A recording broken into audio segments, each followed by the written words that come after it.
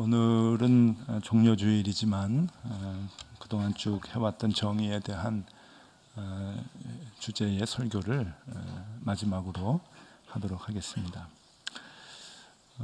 이제 다음 달에 이제 선거가 이제 다가오면서 길을 다니다 보면은 그 선거 구호가 붙은 프랭카드라든지 이렇게 표지들이 이렇게 많이 붙어 있습니다.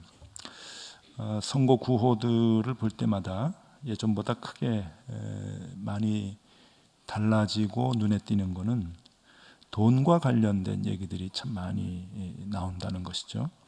돈을 많이 벌게 해주겠다. 그러면 나를 찍어주면 국회의원이 되게 하면 돈을 많이 벌게 해주겠다. 또 땅값을 올려주겠다. 이런 표도 있어요. 그리고 경기도 어느 지역에 가니까 자기네 거리를 마을을 강남같이 만들어주겠다. 이런 구호를 실질적으로 외치는 후보들이 있습니다. 유치하고 천박해 보이는 구호들이 난무한 것은 그만큼 부자가 되는 것, 돈을 많이 버는 것이 일반 백성들, 국민들에게 가장 큰 관심거리다라고 하는 반증이 아닌가 하는 생각을 합니다.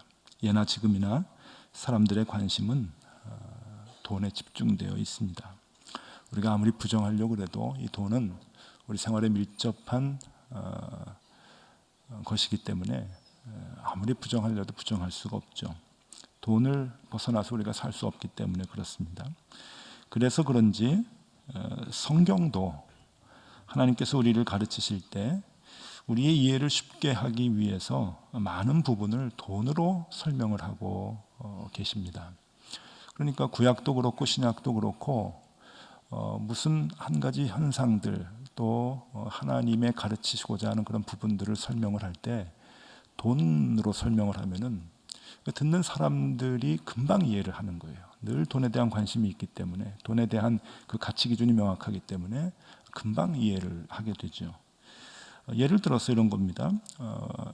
마태복음 18장에 보면은 구원에 관한 이야기를 우리에게 해주시는데 1만 달란트 빚진 자의 비유를 하면서 구원을 얘기하십니다. 1만 달란트 빚진 자와 또 100데나리온 빚진 자들을 이렇게 얘기하면서 예수님께서 설명을 하시는데, 그러면 이 구원의 가치 이것이 확 이제 마음에 이제 오게 되는 거죠. 그런 이제 효과가 있는 겁니다. 마태복음 20장에 보면은 천국에 대한 이야기를 하시는데, 이 천국도 포도원의 일꾼으로 불러들이는 사람들의 품삯을 가지고 천국을 설명하십니다. 아침에 일찍 온 일꾼과 오후 늦게 온 일꾼에게 같은 품삯을 주는 거예요. 같은 가치의 돈을 주는 거죠.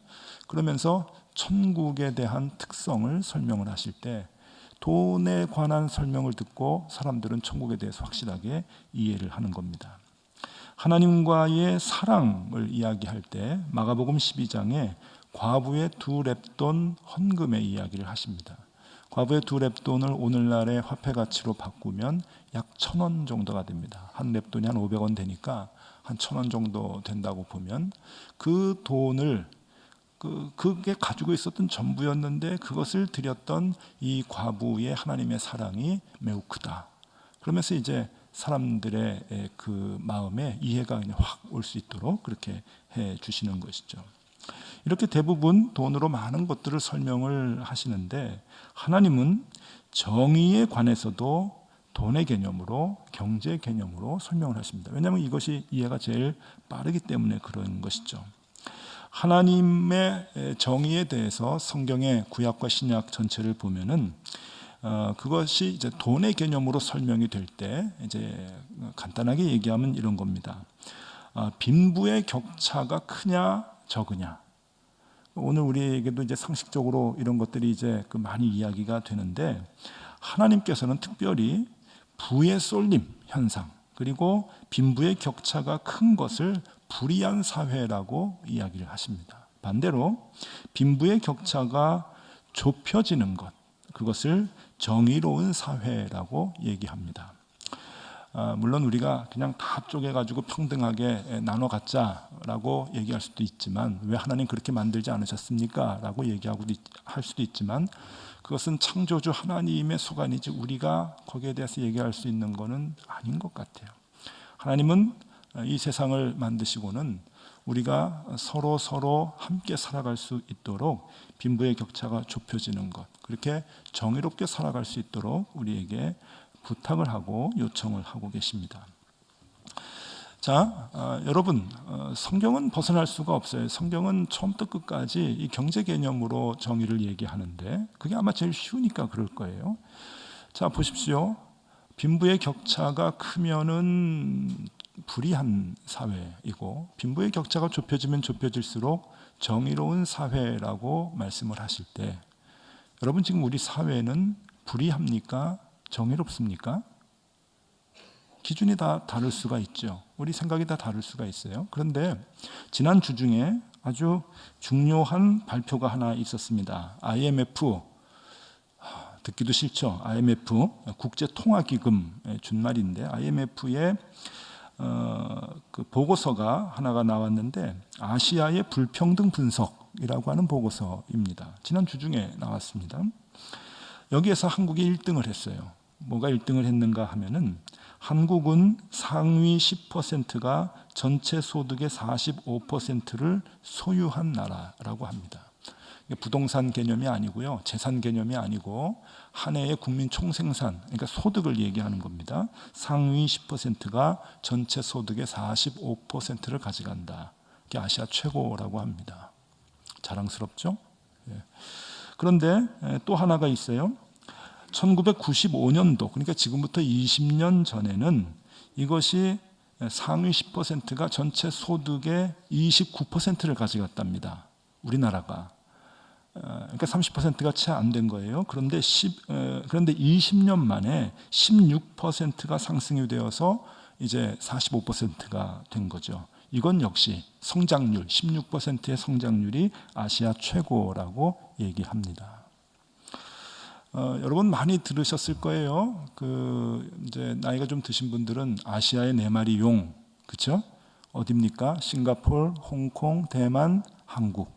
그래서 아시아의 네 마리 용, 서방 세계에서 이제 경제가 성장하는 그런 그 나라로 이제 그 주목하고 기대를 했었는데, 이 IMF 국제통화기금의 보고서를 보면은 아시아의 네 마리 용에서 가장 건강하지 못한 구조로 발전한 나라가 한국이라고 합니다.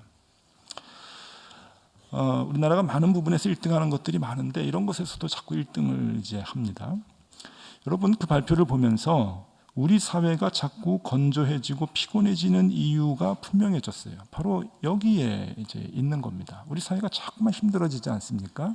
거칠어지고 그게 여기에 있는 거죠. 예전에 비해서 소득은 절대적인 액수를 보면은 많아졌지만 왜 자꾸 국민의 행복 지수가 낮아지는가? 전 세계 꼴찌인가?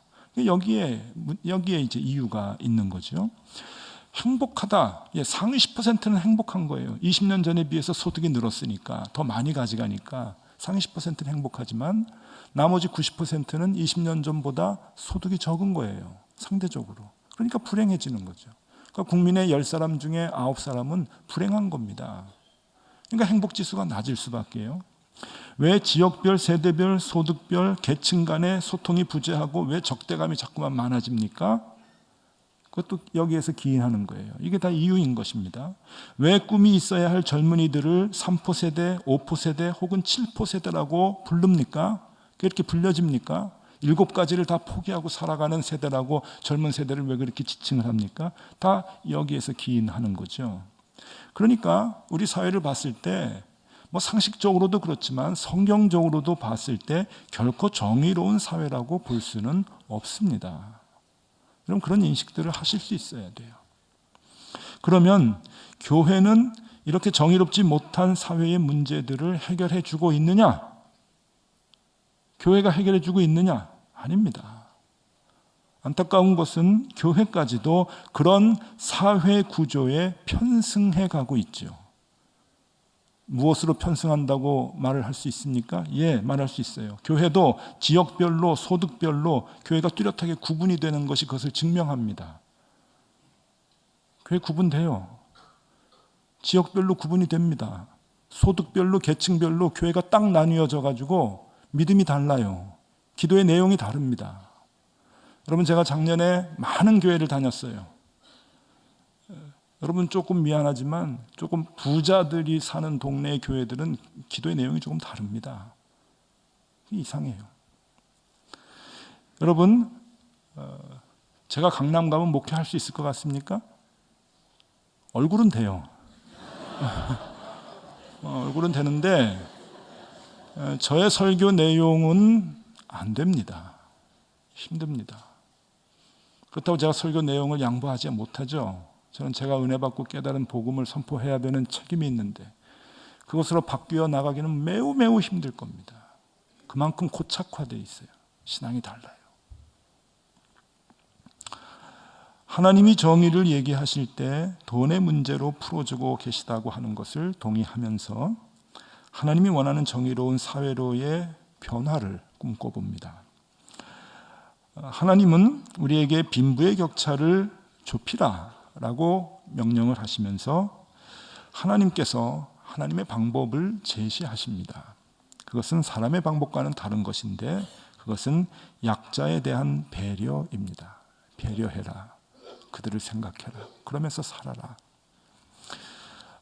미가서 6장 8절이 그 원리가 되는 말씀인데 그 매우 중요합니다. 이건 여러분 마음에 새기고 이렇게 늘 품고 사시면 참 좋을 것 같은데 미가서 6장 8절의 말씀을 드리겠습니다. 봉독해 드립니다. 사람아, 주께서 선한 것이 무엇임을 내게 보이셨나니 여호와께서 내게 구하시는 것은 오직 정의를 행하며 인자를 사랑하며 겸손하게 내 하나님과 함께 행하는 것이 아니냐. 하나님과 함께 행하라, 동행하라. 그것이 선이다. 그런 얘기거든요. 앞뒤 문장이. 그런데 하나님과 함께 행하는 것, 그래서 선을 이루는 것이 무엇이냐? 그것은 정의를 행하며 인자를 사랑하라는 두 가지예요. 정의를 행하고 인자를 사랑하라. 여기서 인자라고 하는 것은 히브리어로 헤세드라고 합니다. 아주 자주 우리가 상식적으로도 좀 알 수 있는 단어죠. 헤세드. 이것은 하나님의 은혜와 사랑이에요. 그러니까 하나님의 은혜와 사랑을 깨닫는 거죠. 내 내면의 변화와 마음가짐을 얘기하는 겁니다. 이 헤세드라고 하는 단어는. 그리고 그 앞에 나오는 정의라고 하는 단어는 미시파트라고 하는, 이것도 역시 중요한 단어인데 미시파트. 이건 구약 성경에서 200번 이상 나오는 단어인데 이 미시파트라고 하는 단어가 나올 때는 항상 성경에서 얘기하는 4대 취약계층, 즉 고아와 과부와 나그네와 가난한 자를 돌보고 먹이라고 말씀하실 때 사용되는 단어입니다. 그런데 하나님이 이 미시파트 그리고 헤세드, 즉 하나님의 은혜와 사랑을 깨닫고 그리고 하나님께서 명령하시는 이 4대 취약계층, 고아와 과부와 나그네와 가난한 자를 먹이고 돌보는 그 일을 하는 것이 선이고 그것이 하나님과 동행하는 일이다. 아주 중요한 말씀을 하시죠. 이걸 어떻게 피해갑니까, 우리가? 이걸 어떻게 피해가요? 하나님이 반복해서 말씀하고 계시는데 어떻게 피해갑니까? 그렇기 때문에 약자에 대한 배려가 가능할 수 있는 것은 세상적인 방법으로 안 됩니다. 인간의 의지로 안 됩니다. 헤세드, 은혜가 있어야 돼요. 사랑이 있어야 돼요. 여긴 두 가지가 필요한데 선행이 돼야 되는데 첫 번째는 모든 인간은 하나님의 형상으로 창조된 하나님의 자녀임을 깨닫는 겁니다. 여러분, 내가 창조되었다라고 하는 것이 정의를 이루는 것과 관계가 없는 것 같죠? 아닙니다. 여기서부터 출발하지 않으면 안 됩니다. 하나님의 형상으로 우리가 창조되었다. 내가 창조되었고 내 옆에 있는 사람이 하나님의 형상으로 창조된 하나님의 자녀다라고 하는 깊은 신앙의 고백이 없이는 우리가 약자에 대한 배려를 할 수 없어요. 공부로 됩니까? 연구해서 됩니까? 안 됩니다. 여러분, 아리스토텔레스, 이름만 들어도 머리가 막 복잡해지는 사람 있죠. 학교에 가면은 이제 그 철학을 배우거나 뭘 배울 때 제일 먼저 이제 나옵니다. 학문과 과학을 체계화시킨 최초의 사람이다라고도 얘기를 하고요. 인류의 선생님이다. 그런 수식어도 붙고 알렉산더 대왕의 가정교사였다. 이게 유명하죠. 최고의 지식인이고 최고로 공부를 많이 했던, 그래서 인류의 최초의 선생님이다라는 별명을 받는 사람인데, 그 아리스토텔레스가 이런 말을 합니다. 한번 들어보십시오. 자연은 자유인과 노예의 신체를 구별하길 좋아해서 한쪽은 노예 운동에 적합하도록 강인하게 하는 한편, 다른 쪽에는 비록 그런 노역에는 쓸모없을지라도 전쟁과 평화를 다루는 정치적 삶에 유익하도록 고결하게 만든다. 명백한 사실은 어떤 인간은 나면서부터 자유인이고 또 다른 한 무리는 태생적으로 노예라는 것이다. 후자에게는 노예 생활이 편안한 동시에 정당하다. 여러분, 말도 안 되는 얘기를 배웠다는 사람이 합니다.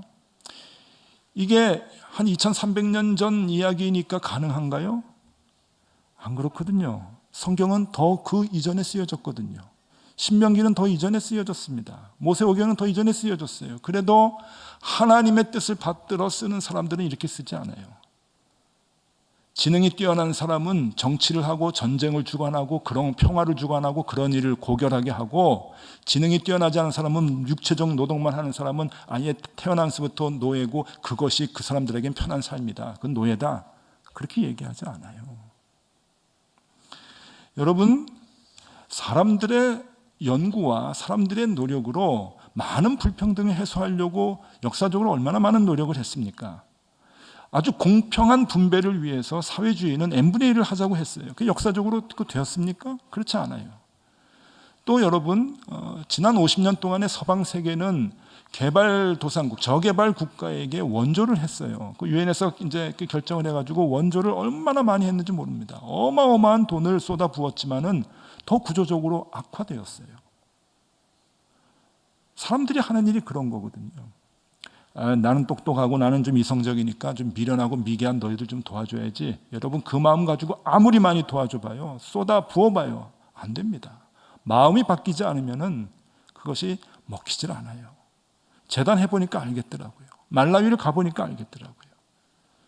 마음이 바뀌어야 됩니다. 우리는 하나님이 지으신 피조물입니다. 우리는 다 형제 자매입니다 하는 그 신앙의 고백에서부터 출발하는 거죠. 러시아에서 가장 존경받는 블라디미르 1세, 주후 980년에 러시아의 왕이 되어서 1015년까지 36년간 러시아를 통치하면서 러시아를 복음화시킨 장본인이죠. 그때는 키예프라고 하는 나라입니다. 이 키예프의 왕이 되었을 때 이 블라디미르 1세가 예수를 믿고 변화되었어요. 왕이 예수를 믿고 변화되니까 정책에 그의 신앙이 들어가게 되는 거예요. 그래서 여러분, 역사적으로 이 블라디미르 1세 때에 가장 최초로 복지 정책의 개념이 들어갑니다. 러시아에. 그 키예프라고 하는 나라에. 그리고 사형제도가 폐지됩니다. 가난한 사람과 헐벗은 사람들, 약자들, 병자들이 왕을 얼마나 좋아했는지 모릅니다. 그가 이렇게 고백을 합니다. 하나님의 형상을 입고 창조된 자를 섬기지 않을 수 없다. 그때도 아리스토텔레스 시대와 똑같이 마음에 안 들면 다 죽일 수 있는 시대였어요. 그럼에도 불구하고 하나님의 형상을 입고 창조된 자를 내가 섬기지 않을 수 없다. 왜 그럽니까? 우리는 다 하나님의 피조물이다 하는 그 신앙의 고백에서부터 시작이 되기 때문에 그래요. 그러니까 그 신앙의 고백이 있어야 됩니다. 두 번째, 약자에 대한 배려를 우리가 할 수 있는 이유는 또 하나의 고백이 있어야 되는데, 그것은 나의 나됨이 하나님의 은혜임을 아는 것이에요. 하나님의 은혜, 내가 하나님의 은혜로 살아가고 있다고 하는 것을 고백하고 알고 고백할 수 있는 그 사람이 가난한 자와 약자를 배려할 수 있는 힘을 얻게 된다고 하는 거죠. 성공을 한 사람들은 대부분 자신이 열심히 한 덕이라고 생각하는 분들이 많습니다. 그리고 그러한 생각을 하는 이면에는 가난한 사람은 게으르고 나태하고 전능하다라고 생각하는 경향이 꽤 있어요. 이건 굳이 여러 가지 예를 들지 않아도 그렇게 많이들 생각합니다. 왜 기회는 공평한데 노력을 안 해서 그렇지, 게을러서 그렇지, 공부를 안 해서 그렇지, 그렇게 생각하는 분들이 많단 말이에요. 또 성경에도 잠언에 몇 군데 나오는데 부지런한 생활 태도가 성공과 실패를 가름하는 요소가 된다고 얘기를 합니다. 그러니까 그런 성경들을 인용을 해가지고 부지런해야 돼, 그래야 성공해야 돼, 그렇게 얘기를 해요. 그러나 아셔야 됩니다. 부지런한 생활 태도가 성공과 실패를 가늠하는 요소라고 성경은 말하지만 그것이 핵심 요소라고 가르쳐주진 않아요. 필수 요소라고 우리에게 가르쳐주진 않습니다. 여러분, 나의 나된 것은 하나님의 은혜입니다. 은혜예요. 여러분, 말라위 그물리라는 이 세상에서 제일 가난하다고 하는 마을입니다. 가서 보면은요, 지금 우기 때인데 옥수 농사 한참 칩니다. 새벽같이 일어나요. 가지고 그 논에 나가서, 들에 나가서 하루 종일 일을 합니다. 그런데 먹고 살기가 힘들어요. 저는 그 사람들이 부지런하지 않다, 미련하다, 저는 그렇게 느껴지질 않아요. 열심히 살거든요. 여러분, 돈이든 권력이든 지위든 지금 손에 쥔 것들은, 우리가 갖고 있는 것들은 출생 시기와 장소, 그리고 어떤 부모를 만났는지, 또 내가 천부적으로 어떤 재주와 능력을 갖게 되었는지, 거기에 따라서 달라지게 되는 거예요. 그리고 또 하나, 건강의 문제에 따라서 달라질 수 있는 거예요. 절대적으로 그 영향을 받습니다. 이것은 무슨 말인가 하면, 한마디로 사람이 소유한 모든 자원은 결국 사람의 힘으로 할 수 없는 하나님의 선물이라고 하는 거예요. 그 신앙의 고백이 있어야 되는 거죠. 여러분, 어떤 사람은 예술적인 감각이 탁월한 사람이 있어요. 어떤 사람 아무리 해도 그것이 안 돼요. 지능? 공부하면 되지 왜 공부해도 안 되는 사람이 있어요. 여러분, 저는 공부 이렇게 뛰어나게 하질 못했어요. 아무리 해도 안 돼요. 그래서 제가 공부를 하기 싫어했던 사람은 아닙니다. 해도 안 되는 걸 어떡합니까? 그런데 제가 고등학교 다닐 때 늘 전교 1등 하던 친구가 있는데 그냥 맨날 놀아요. 노는데 1등 해요. 전교 모든 학생들에게 좌절감을 주는 친구죠. 지금 높은 뜻 푸른 교회 집사로 있습니다. 근데 전교 2등하고 3등하는 애들은 밤새 공부하는 애들이에요. 노력하는 애들이에요. 정말 노력을 해서 1등, 반에서 1등하고 전교 2등, 3등을 하는데 1등하는 애는 놀아요. 그래서 얘가 속이는구나. 집에서 열심히 하겠지. 집에서도 놀아요. 그런 애들이 있어요. 그건 자기 노력입니까? 하나님 주신 은혜죠. 예술도 그래요. 여러분, 말라위 그물리라 가니까 우리 재단의 그 현지 직원 중에 거기 말라위 사람들 참 노래를 잘하거든요. 선천적이죠. 아프리카 사람들 화음 넣고 하는데 악기를 잘 다루는데 그 페인트 통 같은 그 깡통 악기에 나무를 끼다랗게 하나 이렇게 달아가지고 철사를 이렇게 해가지고 기타 같이 만들어서 치는 거예요. 꽤 잘 쳐요. 잘 치는데 마음이 아프더라고요.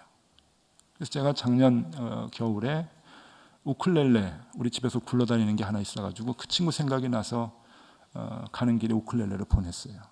나는 필요 없으니까 그 친구 잘할 것 같다. 갖다 전해준 지부장님이 하는 얘기가 가자마자 연주를 하더래요. 받자마자.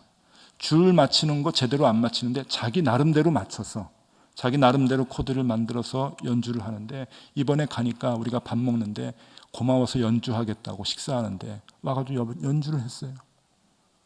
얼마나 잘하는지 몰라요.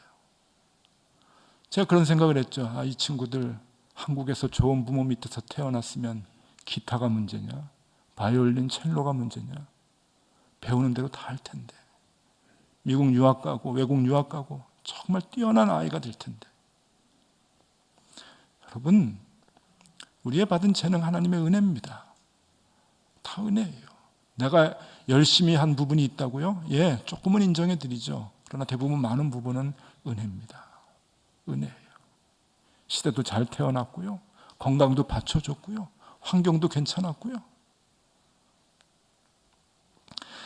그러기에 인류에서 가장 강하고 부유했다고 하는 다윗은 이렇게 고백을 합니다. 다윗의 고백이 매우 의미가 있는데 역대상 29장 11절에서 14절에 이렇게 얘기합니다.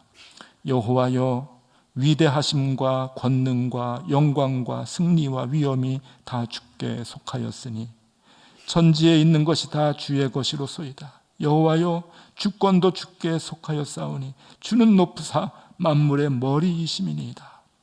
부와 귀가 주께로 말미암고 또 주는 만물의 주제가 되사 손에 권세와 능력이 있사오니 모든 사람을 크게 하심과 강하게 하심이 주의 손에 있나이다. 우리 하나님이여, 이제 우리가 주께 감사하오며 주의 영화로운 이름을 찬양하나이다. 나와 내 백성이 무엇이기에 이처럼 즐거운 마음으로 드릴 힘이 있었나이까? 모든 것이 주께로 말미암아 싸우니 우리가 주의 손에서 받은 것으로 주께 드렸을 뿐이니이다. 다윗의 고백입니다. 모든 것을 가졌던 다윗의 고백입니다. 여러분, 오늘 이 성경의 본문 신명기 10장의 말씀은 그냥 이 말씀만 보면은 평범한 얘기 같지만 굉장히 중요한 말씀입니다. 왜 중요한가 하면은 이스라엘 백성을 40년 동안 광야에서 훈련시켰다가 가나안 땅으로 들어가면서 가나안 땅에서 새롭게 새 판을 짜서 생활하는 하나님의 자녀들에게 가장 중요하게 너희는 이렇게 살아라라고 하는 것을 한 가지 명령하는 것이 오늘 말씀이에요. 그러니까 하나님 입장에서는 제일 중요한 얘기죠.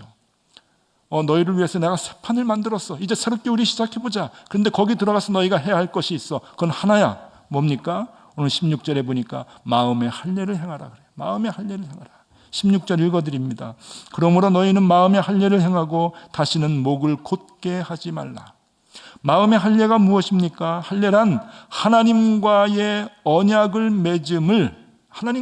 맺었음을 외적으로 표현함과 동시에 하나님께 뜨겁게 헌신하려고 하는 의지를 내면에 품는 것을 얘기합니다. 외적으로는 내가 이렇게 살겠습니다라고 하는 다짐이고 내적으로는 헌신을 하고자 하는 의지인 거예요. 그것이 할례인데 마음의 할례를 하라. 마음의 할례를 하라고 하면서 그 마음의 할례가 무엇인가 하는 것을 구체적으로 그 다음 구절에서 얘기를 합니다. 18절, 19절의 말씀입니다. 고아와 과부를 위하여 정의를 행하시며 나그네를 사랑하여 그에게 떡과 옷을 주시나니 너희는 나그네를 사랑하라. 전에 너희도 애굽 땅에서 나그네 되었음이니라. 미시파트라고 하는 단어를 또 쓰십니다. 4대 취약계층의 필요를 채워라. 왜? 너희가 은혜를 입었잖아. 너희 옛날에 너희도 그 모양이었잖아. 그 은혜를 깨닫고 하나님의 정의를 실천을 하는 사람이 되어라. 가나안 땅에 가서 너희는 꼭 그렇게 살아라. 이게 내가 가장 원하는 것이다. 다짐하기 위해서 마음의 할례를 행하라.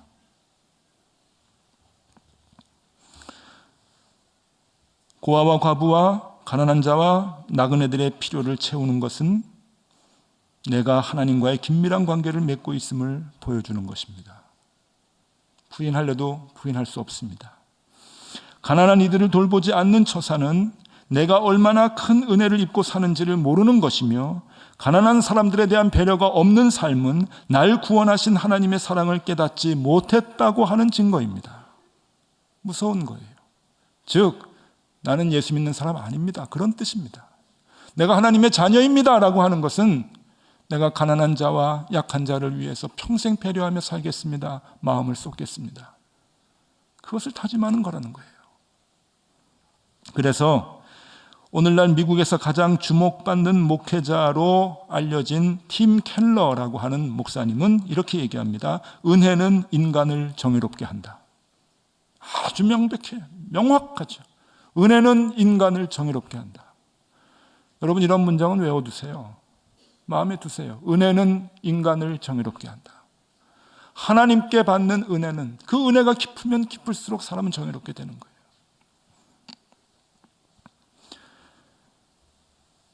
우리가 무슨 일을 하든 하는 일이 다 다릅니다. 그러나 약자를 위한 관심과 배려가 생활화되어야 합니다. 그리스도인의 의무입니다.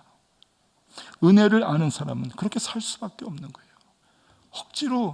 억지로 인위적으로 해서 될 수 있는 게 아니에요.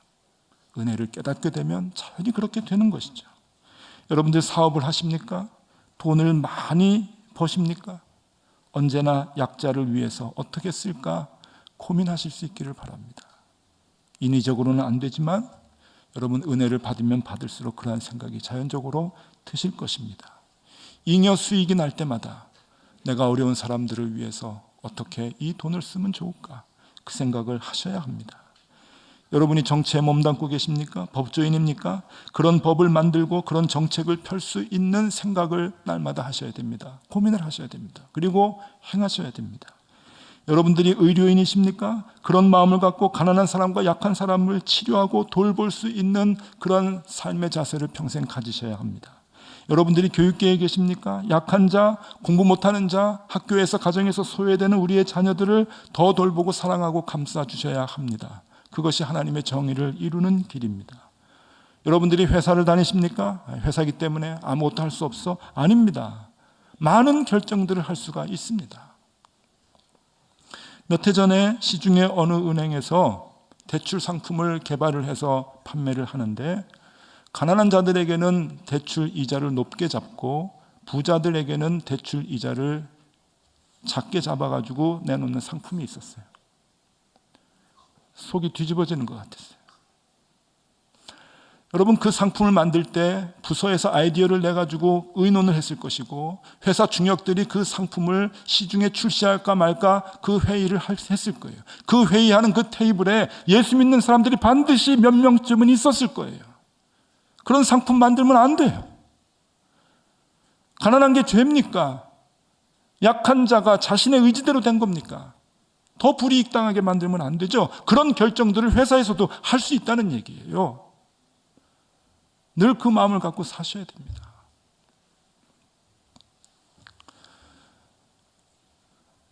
이런 얘기를 하면 여러분들이 정말일까 생각하실지 모르겠는데 이렇게 선거 때가 되면 저한테 연락을 하시거나 물어보시면서 누구를 찍으면 좋습니까? 그렇게 물어보는 분들이 꽤 계세요. 그럼 제가 많이 당황을 하죠. 제가 잘 모르니까. 그러면서 이제 되묻습니다. 제가 찍으라면 찍으시겠습니까? 그러면 대부분 다 찍으시겠다 그래요. 그 목사님 말을 절대적으로 신뢰하는 분들이 그래도 꽤 계세요. 우리 교회에서도. 그럼 제가 이제 누구 찍으라고 얘기는 안 하고 원론은 얘기해 드리죠. 원론은 뭐죠? 제가 얘기 안 해도 알죠. 하나님의 정의. 약자를 배려하고 약한 자들을 위해서 더 많이 애쓰려고 하는 그러한 사람들을 찍는 거예요. 원론이에요. 그게. 참여해야 돼요. 저는 우리 교회 교인들이 삶의 자리에서 그렇게 살았으면 좋겠습니다. 우리가 정의연금을 하는데 여러분, 그 정의연금은 우리의 신앙생활의 목적이 아닙니다. 이건 훈련 과정입니다. 정의연금 훈련을 잘 해서 그렇게 자라난 우리 자녀들이 평생 그 역할을 사회에서 해야 된다고 하는 거죠. 그걸 꿈꾸는 거예요. 10년, 20년을 내다보는 거죠. 시간이 많이 지났습니다만은 제가 몇 가지 사진을 좀 보여드리겠습니다. 아프리카에 가면은 한국 사람이 지은 큰 병원이 2개가 있어요. 얼마나 자랑스러운지 모릅니다. 첫 번째 병원 대양 누가병원입니다. 병원이 커가지고 다 못 찍어요. 그냥 한 구퉁이만 이렇게 찍은 겁니다. 저 뒤로 얼마나 많은 그 병동이 있고 또 게스트룸이 있고 그런지 몰라요. 병원 내부도 이제 보십시오. 아프리카 사람들이 많이 와가지고 치료를 받는데 참 한국 사람들이 큰일을 했다 생각이 듭니다. 저 병원이 어디 있는가 하면은 말라위에 있습니다. 말라위.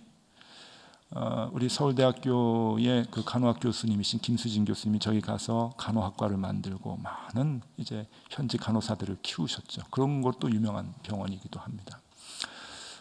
이 병원은 2008년도에 이제 그 개업을 했는데 대양 누가병원이에요.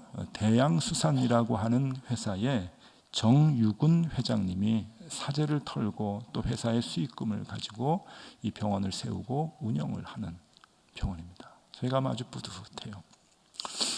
또 하나의 병원이 있는데 그것은 이제 이디오피아 아디스아바바에 있는 명성병원입니다. 이름을 들어보면 여기는 조금 어디서 지었다 하는 게 이제 조금 좀 생각이 나실 거예요. 명성병원. 이것도 병원이 참 큽니다. 그래서 병원 한 구퉁이만 이제 찍은 거고요. 내부 사람들이 아주 바글바글합니다. 이디오피아에서 제일 좋은 병원으로 모든 사람들이 와가지고 병을 고치고 생명을 얻는 그러한 병원인데 얼마나 자랑스러운지 몰라요. 참 한국 교회가 큰일을 했다 하는 생각을 합니다. 현지인들의 평을 들어보면 병원의 규모는 대양 누가병원이 조금 크다, 이제 그렇게 얘기를 하고, 이 병원의 실력이나 운영은 명성병원이 좀 잘한다라고 하는 그런 이제 평입니다. 그러니까 서로 좀 비슷비슷해요. 규모도 그렇고 꽤 큽니다.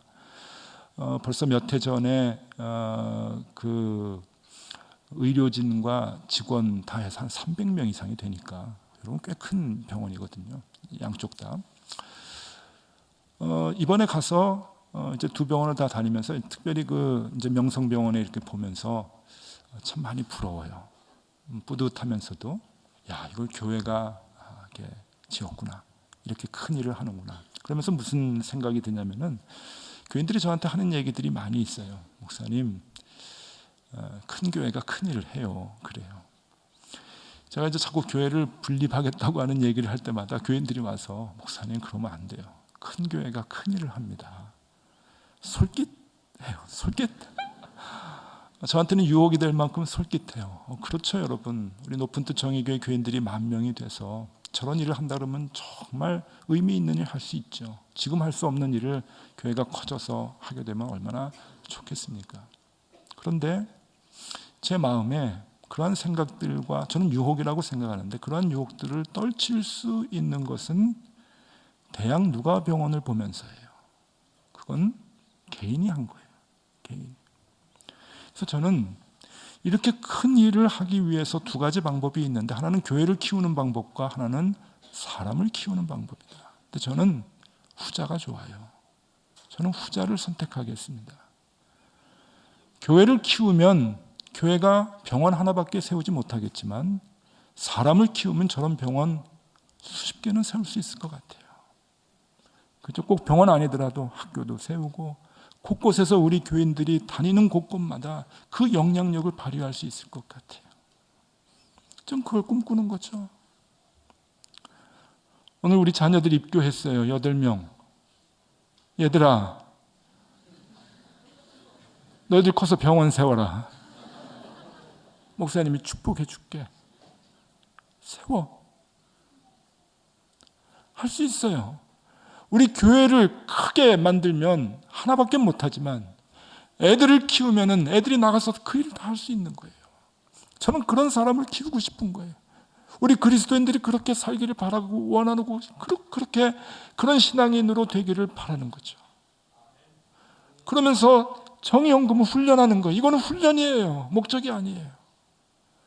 우리 자녀들에게도 훈련을 시켜서 그렇게 살아갈 수 있도록 그 마음을 가지고 신앙 고백을 하면서 약자를 생각하고 가난한 자들을 생각하면서 하나님의 정의를 이루면서 하나님과 동행하는 그러한 신앙인들을 키우고 싶은 거죠.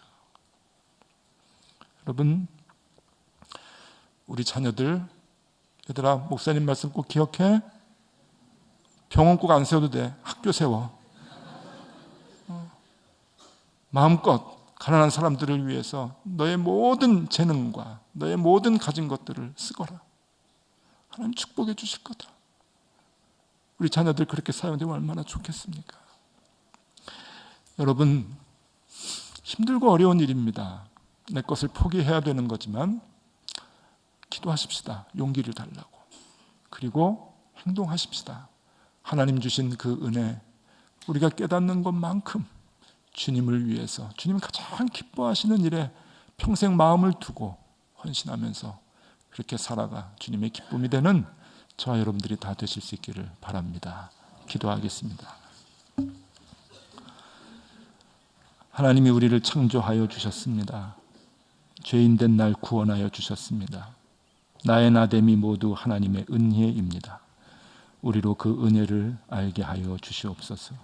그리고 그 은혜로 하나님의 부름에 응답하게 하여 주시옵소서. 예수 그리스도 이름으로 기도드리옵나이다. 아멘.